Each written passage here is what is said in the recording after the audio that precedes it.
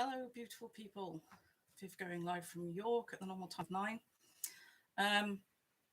I was talking to somebody about my experience and training as a shamanic practitioner the other day, and I thought I have done a bit of a live like this before or a video like this before, but I thought it was another chance to do another one. So I just wanted to do some sort of top tips around choosing a shamanic practitioner, because obviously that is what I am, or part of what I do. So I am aware there are courses out there that you can do on certain platforms that most people have heard of, where you can do like a soul retrieval course online and stuff. So obviously that got me thinking as well, because I have seen those. So there's certain things that you need to know if you're looking for like a shamanic healer. Most who have trained in the sort of lineage that I've trained in, which is core shamanism, don't call themselves shamans. So that's sort of one of the tips, is if someone's calling themselves a shaman, you may want to question why, who they've trained with, if their spirits have said that's sort of an okay thing to do. Because there is a lot of shamanic cultures, they don't call themselves shamans. There's medicine people, and there's so many different shamanic cultures around the world who don't call themselves shamans.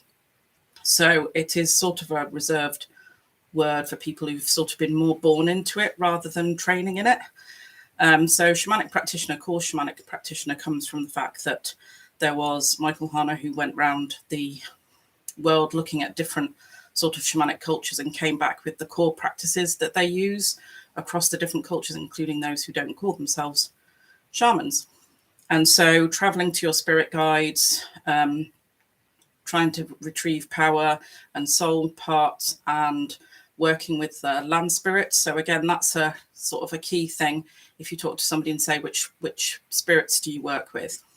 And they don't mention land spirits, that is quite a big thing with shamanic work. It's very based on where you are.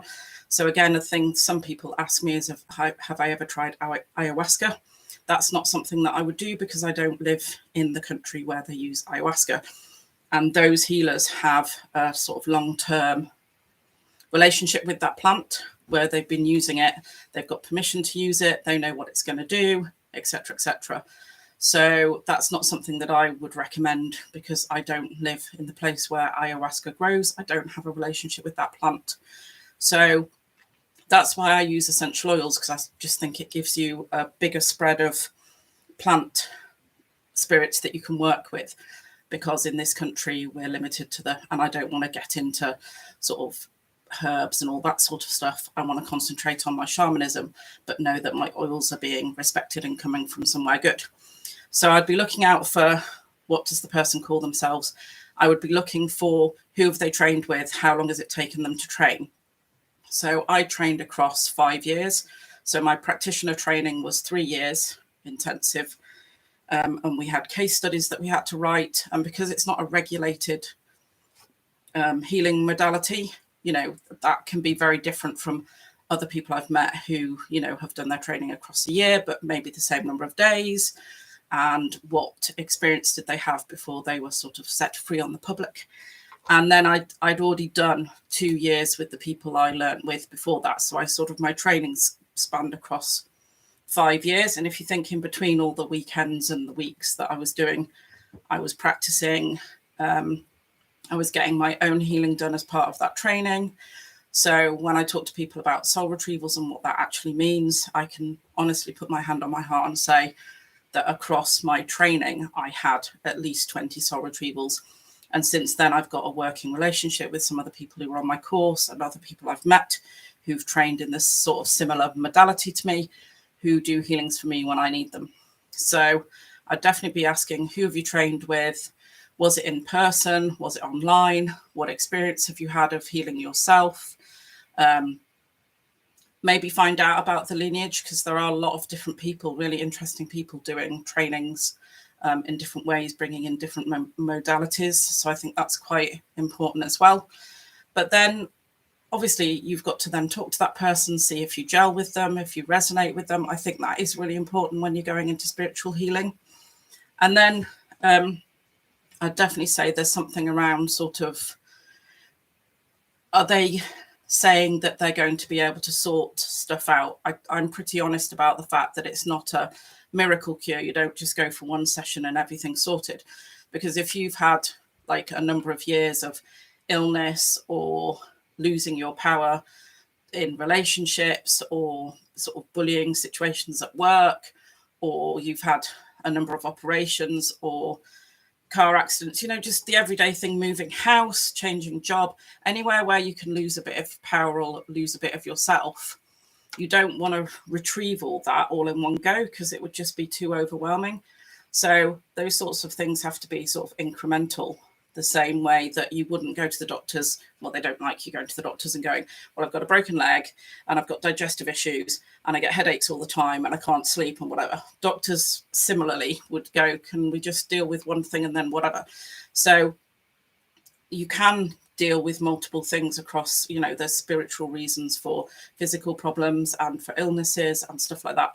But it wouldn't be the situation that you'd come and I'd go, oh, well, you had that car accident and then you had that illness and whatever. So that might be something where you're looking at over time what has happened, but it's always going to be the spirits sort of decide where is the best place to start. And sometimes I've given examples where you may think that, you know, you lost a bit of yourself because that relationship or that person died and you haven't felt the same since then. But sometimes the spirits go, well, actually, a childhood version of you might be more important to bring back first, because that will then help with a later soul retrieval or power retrieval and stuff. So I think definitely talking to somebody and going, how do you work?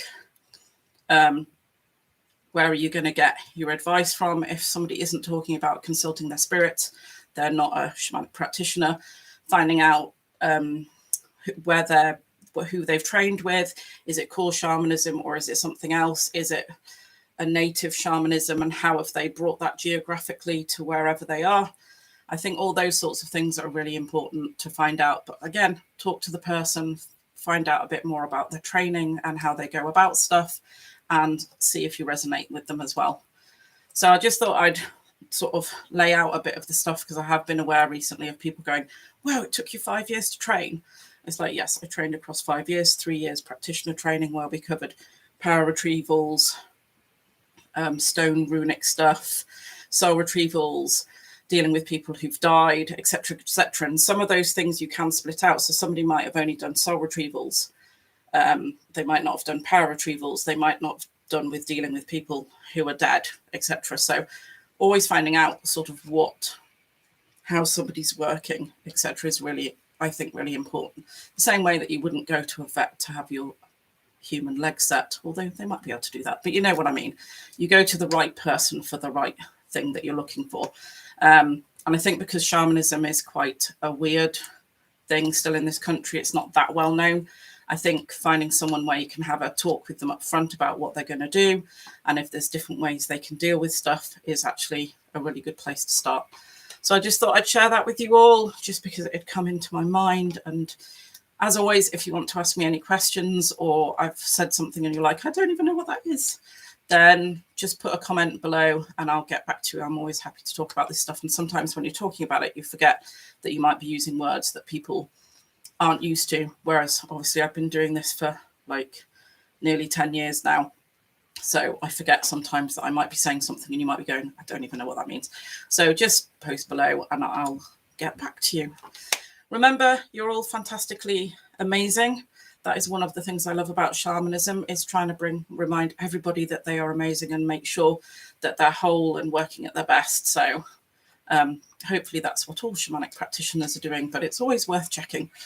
Okay, take care, everybody. See you later. Bye.